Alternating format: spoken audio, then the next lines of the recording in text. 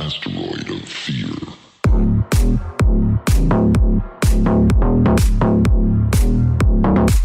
Hey everyone, welcome to another episode of the Men of the House podcast. And it's a very special episode. It's Memorial Day, so happy Memorial Day to everyone out there. Normally, I would do interviews on Monday, but I had a busy week, did not have any time, and it's Memorial Day, so you're kind of stuck with me. It's more of a special episode, and there's some people I want to truly remember. So, yeah, that's what we're doing today. But I hope you woke up, had your coffee, or are having your coffee as you listen to this. Maybe you're on a walk, banging out your morning routine, getting ready for who knows what. I think we're supposed to get a bunch of rain, but yeah, which means I will probably go out and do some delivery because I have a raincoat and the money usually hits when it's raining. If you're willing to put on the raincoat, that's it. So, yeah, I'm going to try my luck with that because we got to go out of town this week. Our middle daughter is turning 21 on Thursday, I think, and or maybe Wednesday. Bad with days right now. Um, yeah, so I've been kind of going all out. If you've listened to some of the past episodes, you know that I've been waiting for school to get out. And now that that's finally out, I have been balls to the wall. I mean, Friday, I went out. It was only like 5 hours and change. But man, the distance I covered, um, they just kept adding on orders and adding them on. And I was like, why not? I guess I'll go here. And you know, like where I live, let's say if I live 30 to 40 minutes one direction, that's where I normally deliver. It took me all the way 45 minutes to an hour the other direction if I'm the center point. And so, yeah, but that last order, it was a Walmart order. It like it was like 10 at night and I initially declined it because I was like, man, that's still like another 40 minutes from here and it's going to put me home like close to midnight, blah, blah, blah. And so I declined it. And then I got to thinking, I'm like, well, what if it's like some poor old person who couldn't get out to get their groceries or something like that? And it's up to me. And it popped up again. Sometimes they do that, like you decline it and they'll hit you up a second time. And when they hit me up the second time, I accepted because it tugged at my heartstrings a little bit. So that was my thing. Um, but yeah, I did that, got home late, and went to bed. I got a little chip on my computer here, I noticed, but there's a screen on it. Woke up early and then hit the ground running Saturday. I mean, I didn't even have coffee. Uh, I got partially interrupted. I think my wife asking me something, and got me out of my zone, out of my routine, and I was trying to make book club at a certain time, and I had XYZ to do. I needed to go to the gym. I needed to run a couple of errands. And so I knew I was going to be pushing it. And so I skipped coffee and just hit up a dry scoop of pre-workout. Went in, did some back and buys, some cardio, and on to the errands we went. And after that, my daughter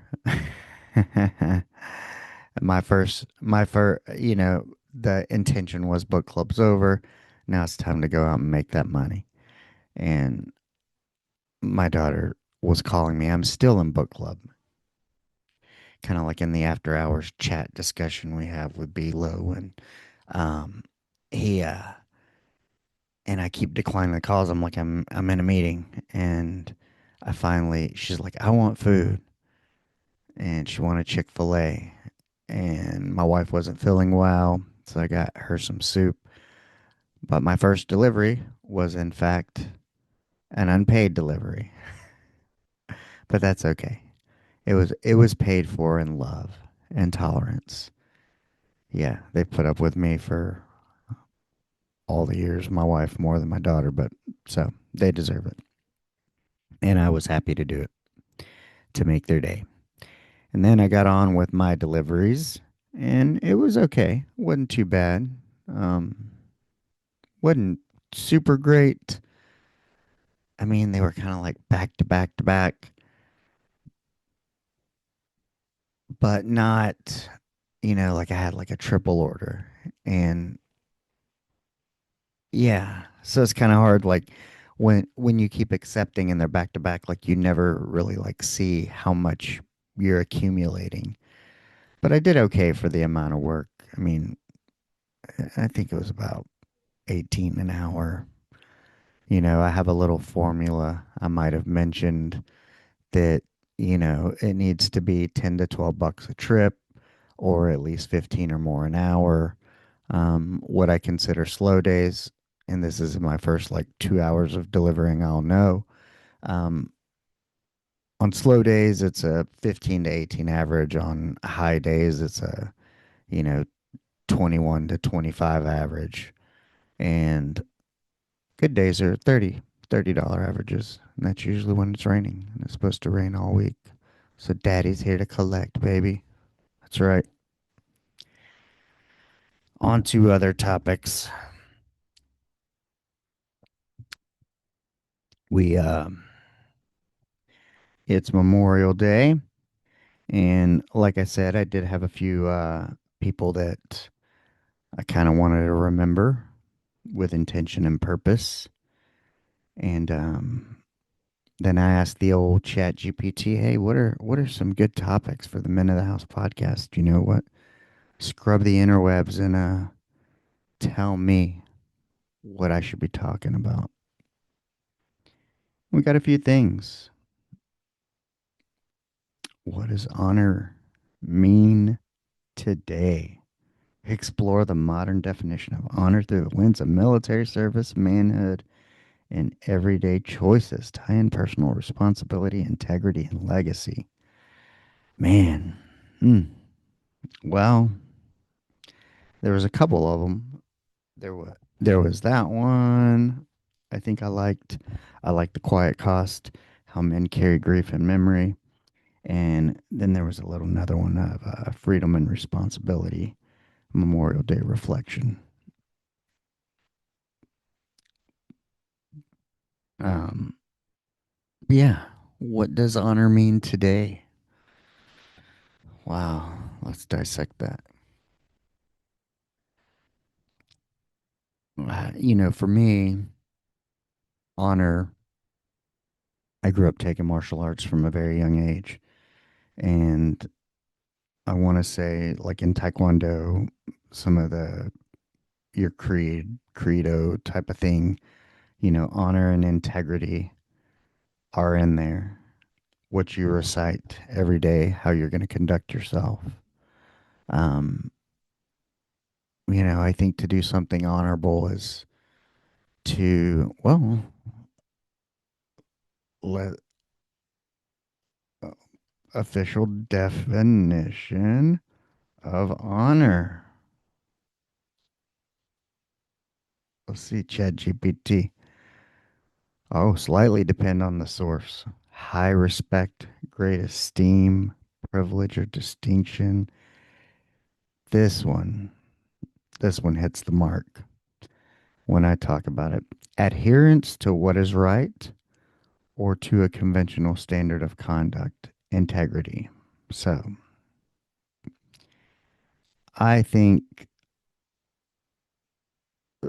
that would probably be a lot of how I define it. And it kind of ties into this freedom and responsibility.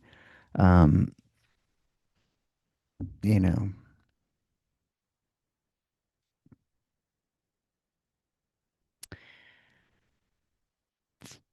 people, let's see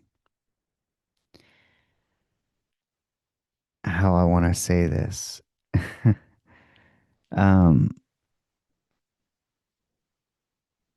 you know,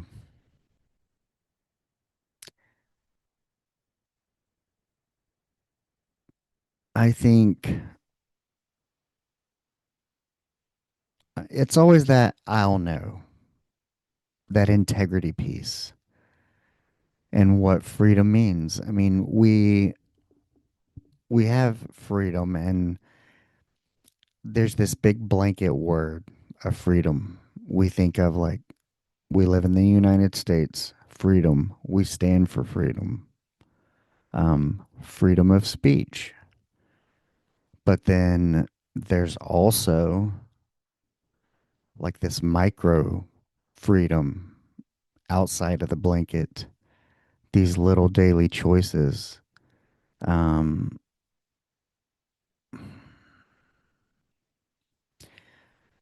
for instance, if I, I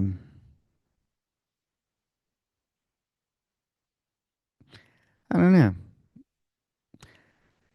like, okay, how about that?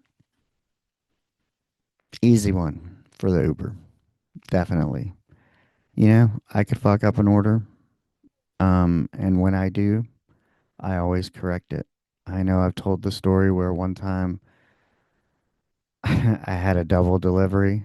I forgot to drop off the drink. When I dropped off the second drink, I saw it sitting there. So I turned my deliveries off after that one. I went and bought her another Dr. Pepper, a cold one, and then I took the other Dr. Pepper that I left and wrote a note, an apology note, and put them on her porch. I tried to knock. They didn't answer. They didn't tip me, rightfully so. I messed up. And, there's a couple of ways I could have done nothing and just been like, whatever. Um, I could have blamed it on the restaurant. Said, oh, they forgot it, you know? But no, that's what honor kind of means to me is the integrity piece.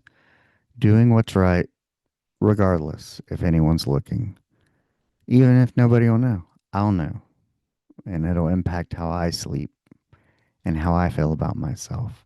So that's why honor matters, and for me, I went martial arts, did that straight into the military at 17. I was in Sea Cadets before the military. So honor was always kind of a big thing. And I had applied to, the academies, wanted to go to the Naval Academy or yeah, it was the Naval Academy. I got accepted, couldn't get a nomination. And the movies in the 80s, like you had Red Dawn. Oh, man, there's another one that's kind of like about the Citadel. I forget what it's called, but I love that movie. But honor is very, it's woven into the fabric of everything I was interested in, everything I was doing. And it kind of goes back to that thing like, that there's standards of conduct. I did a semester. Um, I was in the Corps Cadets before I joined the Navy. Yeah, I dropped out. I was like, I don't want to do this. I don't want to go to college. And it was kind of to please my parents. It was, yeah. So, anyhow, but an honor violation is if somebody fucks up and you don't do anything or say anything, then you're just as guilty as them. And it's a big deal in the military. And, I think, but let's not make any mistakes. They let some shitbags in the military. And so don't associate everybody in the military with having honor. But I think with like manhood, everyday choices, as it was talking about, and legacy and responsibility, for me, it's whether you're in the military or not. Um, but I always think that word legacy stuck out. And I always say, what am I showing my daughter? I talk a lot. This is episode 129 or 130. Yeah, I talk quite a bit, but we know she's not always going to listen to what I say. So I have to show her. And when I think of legacy, that's what I think about showing her by doing the right thing. Now, she's never going to know when I didn't do the right thing if nobody was looking, but I usually don't do that because it bothers me, it eats me up inside. Like I said, I'll know.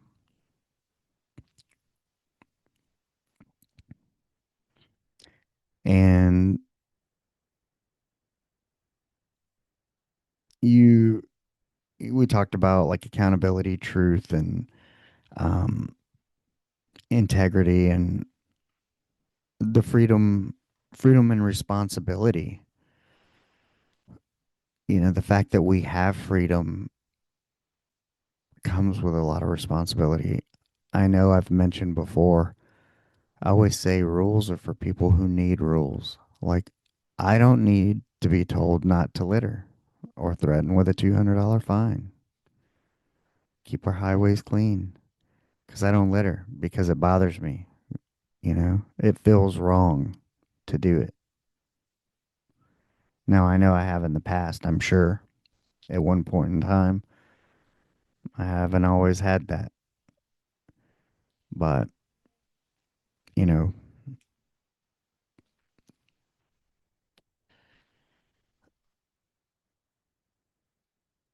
you have you have to respect freedom because the fact that you can do anything doesn't mean you should. That's how you end up in trouble.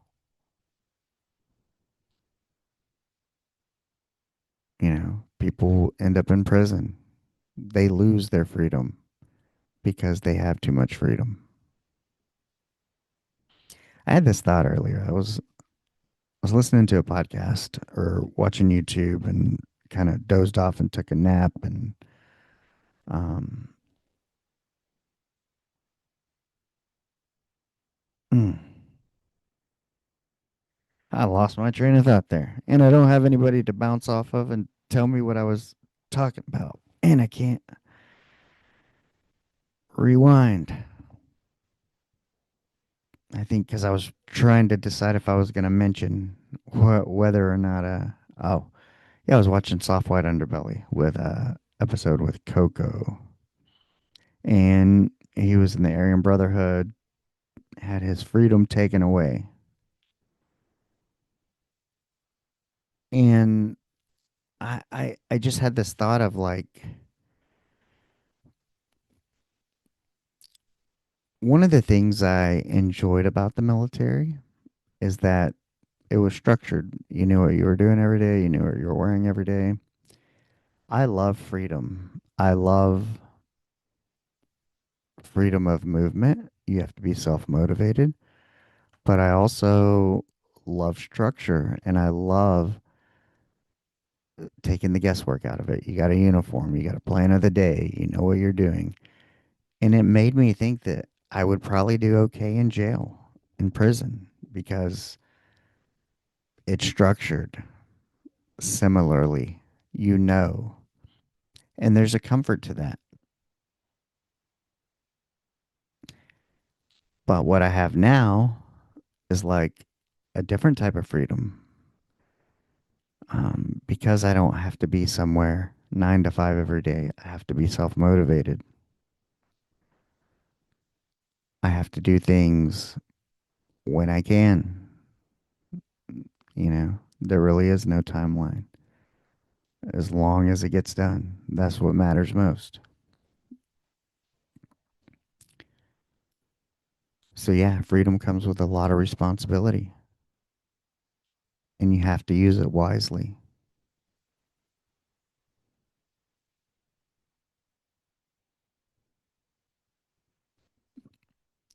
And I don't know if people make that connection or that association.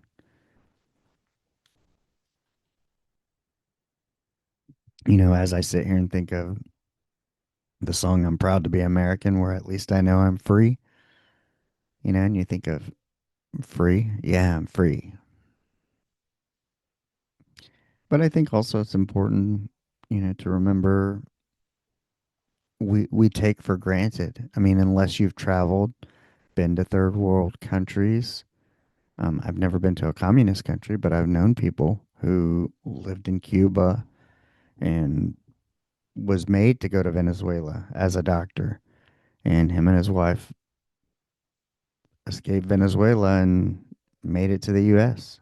Now he's a doctor in the U.S.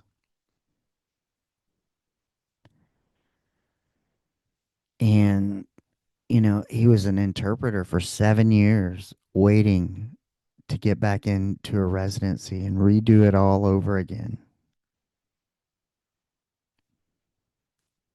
Imagine that.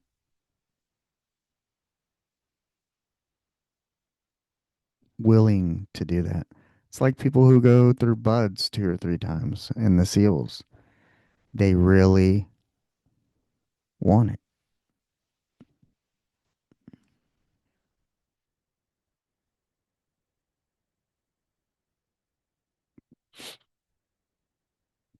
Mm.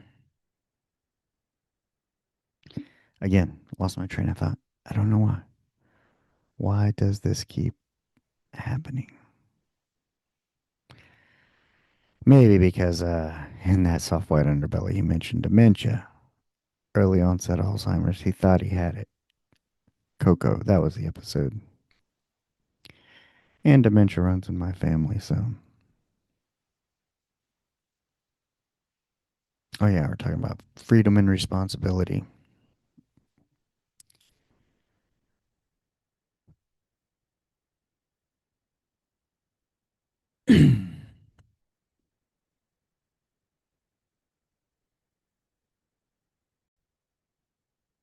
And I'm back. I had to collect my thoughts and pause for a second. Yeah, so if somebody's willing to do all that for what a lot of us are born into and take for granted, then that should tell you how much it really means.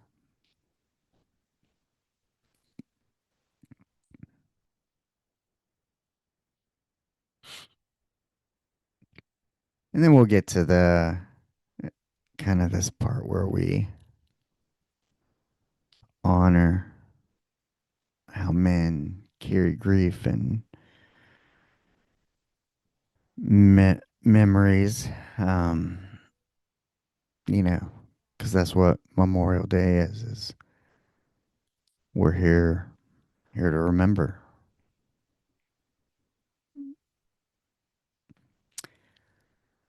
The price of freedom wasn't free. A lot of people raised their hand and laid down their lives for it. I mean, I raised my hand. I didn't have to go to war or anything. It wasn't my time period, but for me it was 100% patriotic in terms of serving something bigger than me. But you guys know me. That's what I'm about. There's a lot of people who do it for crazy reasons or well, no, they do them. I guess college is a valid reason if you want to do that. I don't think it's necessarily the right reason, but a lot of people make it work. I always thought kind of the patriotism thing, like because you want to, because you want to serve, that's why. But, growing up as a youth, I thought everybody was similar or kind of had the same ideas. And then you grow up and you realize that, oh no, people don't think it's that way. But yeah, I know there's a lot of people out there after 20 years of war who have to carry the weight of loss of fallen people, their brothers, people they shared time with. And yeah, it means something, I think, different.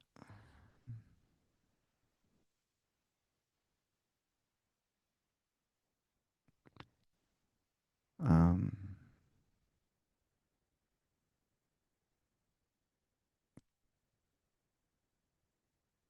yeah, if you've been in the military, it's like when I worked in the ER, or kitchens. It's very fast paced, um, intense. Sometimes, sometimes there's a lot of hurry up and wait, and you just become incredibly close with the people because you do a lot of bullshit together. When I mean bullshit, I mean like 8 count bodybuilders, cleaning this, cleaning that. It's never ending.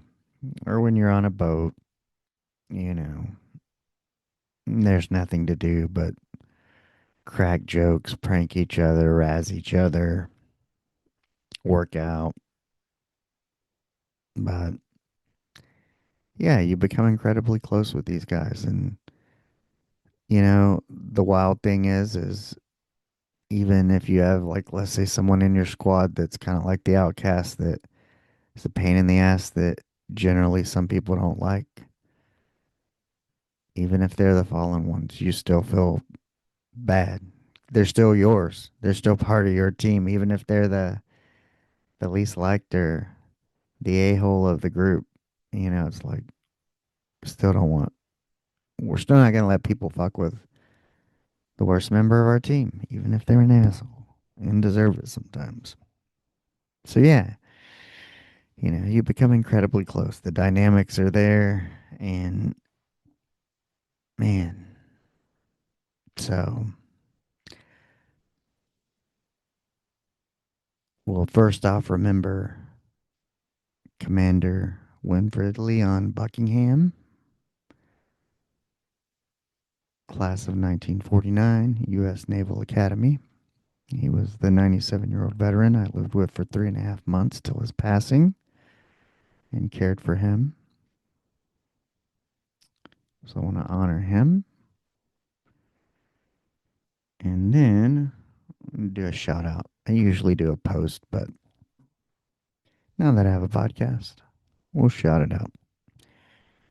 Maybe somebody that knew this person, maybe his stepdaughter, whoever.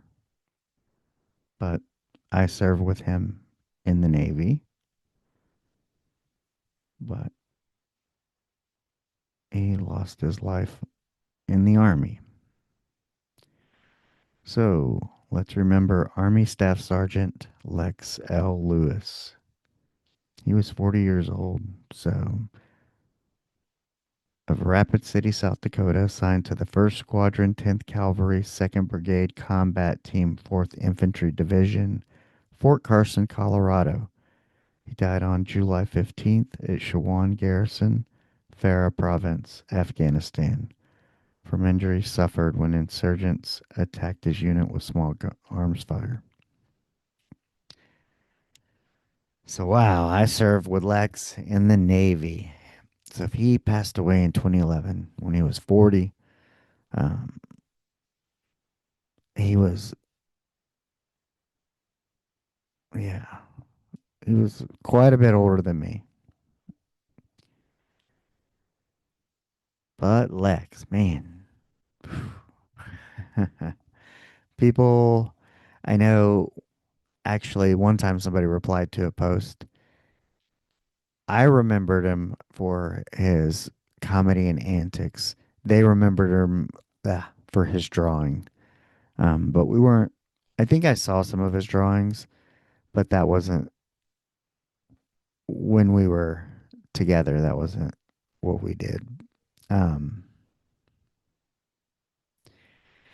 he and I served on the USS Independence together. We were both TAD to, we were parts runners. So basically, like when the airplanes and helicopters break, they submit like an order, and the AZs, airmen people, would get the orders, and we were the runners. We would take this order, we would go to a storeroom, we'd get the new part, and then we would take the old part to get fixed. Sometimes they're big, like actuators for a plane, radars, mechanical, electronics. And yeah, he and I worked 7P to 7A. And the cool thing is you get to run around the whole ship because the storerooms are located everywhere and everywhere you go to pick up and drop off. And so, if you need a nap, you can find a place. I'm speaking of the integrity piece here. And, but I would also get to go see people like my cousin who grew up on like the same 12 acres was on the boat. I think a guy we went to high school with. There was some guys I went to A school with that were in different squadrons. Um, and so I would go by and see them kind of in between times. But man, yeah, Lex was always working out. So he was a parachute rigger. I know he wanted to go to Buds. That's what he was training for, to be a SEAL. I don't know if he ever went to Buds or just got out and went to the Army, but Lex would always be cutting the cards. He always had a stack of cards on him, doing like push ups, sit ups, pull ups. And yeah, I guess face value would, you do the number, you assign it, and he would rotate them and he would do the deck throughout the 12 hours. So yeah, he was in shape. He was intense, but he was just funny. Funny. He used to do this thing. He used to make this motion like he was hooking up with a girl. And he's like, "Yeah, you just like put your forearm like in the back here." And like, uh, uh, uh. And oh, the offense. Yeah. Just thinking of some of the things he said, it would probably get me chunked off of any platform. We had a lot of fun. A lot of fun. And I guess he went out and joined the army, and he was on his third deployment. He'd had two other deployments in 2003 and 2004, and then he was back in 2008 and 2009. Yeah. But yeah, that's, the article here. He was survived by his wife and a 6 year old stepdaughter. So his wife was Molly, stepdaughter Ariel. Yeah, he joined the Navy after high school and was stationed in Japan. That's where we were. And he joined the Army in 1999. So that means he did like an extra 4 or 5 years. He might have went to Buds or tried. or got out and then said, I'm going in the army. Because that was his speed. You know, it says here that he always loved playing army from a little kid. And like I said, I know that's what he wanted to do. And I guess if you die doing what you love, then, and, for something bigger, the idea. But at the end of the day, that something bigger is usually a lie from the government. So it's about the person to the right and to the left of you. And that's why you do it. And I'm certain if he was a staff sergeant in a leadership position, um, yeah, that was everything to him.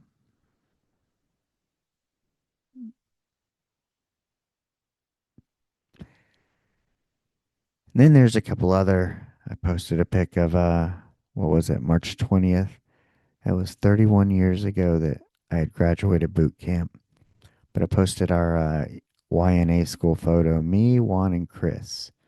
Juan Pereira, and I forget Chris's name. But Chris, if you're out there from Chicago, Juan from Miami. Let's see, who else do I remember? Manny Manessis and Larry Layog. One of them might have been my roommate, Manny from LA. Bernard, he was from Texas. I don't know if that was his last name, probably. He might have been my roommate, but we went to A school together and he checked into my squadron. I was like, holy cow. I think that's in my story.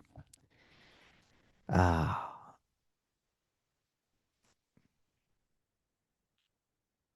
I forget my first roommate, but I know he could speak Hungarian. He was Hungarian.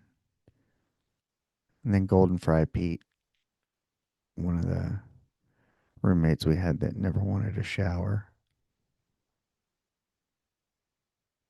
Yeah, some interesting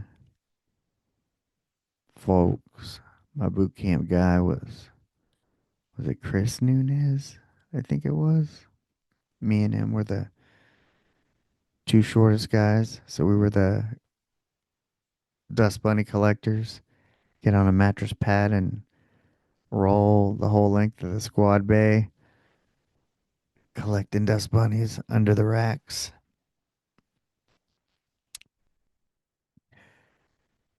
Chris from Tampa, I forget your last name. We hung out a lot in Thailand and Hong Kong together. We were kind of traveling partners. We stayed in this little. Everybody else stayed kind of in this main hotel. We were the only two U.S. people where we were staying in these like little 5 or 6 little bungalows around a pool. It was nice. And Roy from Kansas, if you're out there, huh? Scobie Norton, I think that was his last name. I forget his first name because everybody's got name tapes. So you always call everybody by their last name. Scobie, I think he was from Boston. Danny Onyate from Miami. Yeah. So if any of you guys are out there and you hear this, reach out, say what's up. If anybody's who is listening who know these people, what's up? Also, I'm pretty sure they're still alive, but I served or know of them and they served, and I want to shout them out. Sean Suter, USMC. He might be a chief warrant officer or retired. He was in a Anglico out of West Palm Beach as a reservist. He might have went active. Jerry, I don't know Jerry's last name. Hopefully he's a billionaire by now. He was like in the cell phone tower thing when it first came out. The Flutter Kit King, Jerry, could drink like a fish. Who else? Sergeant Chimp. Those are the University of Florida days. ROTC. Oh, Dan Broadhurst. Yeah, Commander. I think he retired as a commander. Was the CO of a destroyer. I could have done that.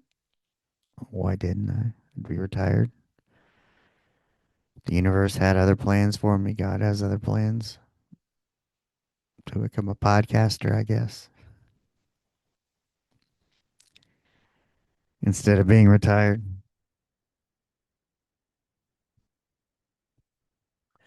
Jeremy Gbo, Mike Mericles, Miracle, Giovanni Conway, McFlip. He might still be out there in the reserves as a Navy diver, as an officer, if you're listening.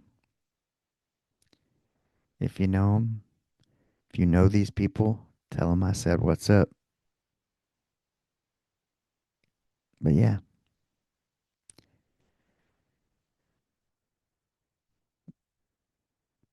those are all the people I remember. Some fallen, some here. A lot of good times. We suffered a lot together.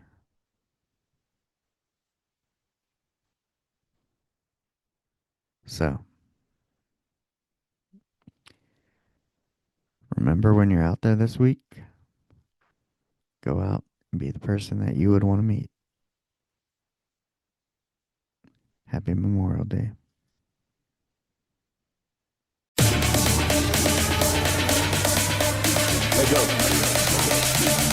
Asteroid of fear.